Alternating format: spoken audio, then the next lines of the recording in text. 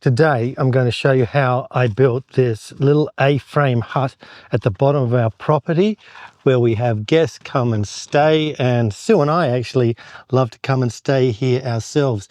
It's like you are sitting in treetops, but you're not. You're actually sitting on solid ground. As you can see out here, we've got a lovely little camp area. It's just a beautiful little space.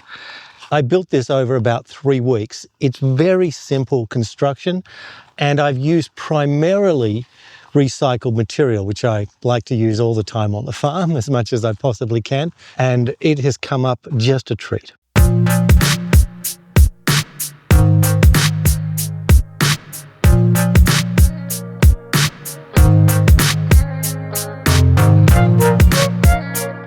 So the A-frame began life as a simple deck, one that we used to set up a tent on and also invited friends over for picnics upon.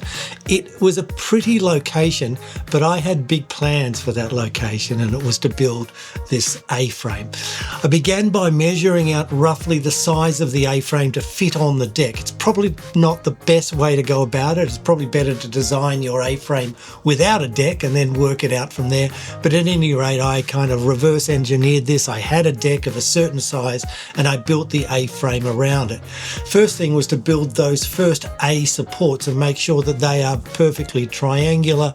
And then when I built the first A-frame support, I just copied a second A-frame support to be exactly the same. And then I built a third one and a fourth one and a fifth one, and suddenly we've got the skeletal structure for what will become the A-frame. And from here it's a pretty simple build. Again, I'm using all repurposed, recycled material, and it's coming together very well. I put some plywood planking now just to strengthen up the structure, and I put that on both sides of it and preparing it for putting on rolls of insulation, which will come next. It was absolutely beautiful working down here in this area of the garden. And the things that these kinds of projects do for your mind, especially if you've got a mind like mine that seems to be in computers a lot, writing and scripting and that kind of thing, it actually makes your mind work in a far more practical way.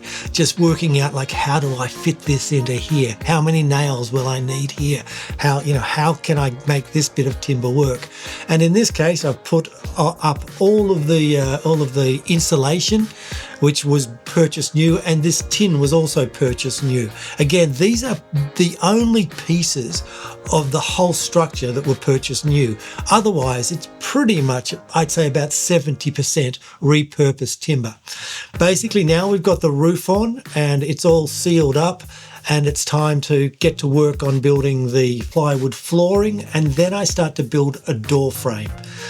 I actually built part of the door on site here and the other part up in my workshop. Then I add to the walls of the front door, and that has come up really beautifully. I'm using old decking timber, again repurposed decking timber, and it comes up a real treat. Here's the door that I built inside the house, and this is the A-frame up to lock-up stage. I've basically just put a big screen on the very front. That screen will be replaced with a more transparent fly screen shortly.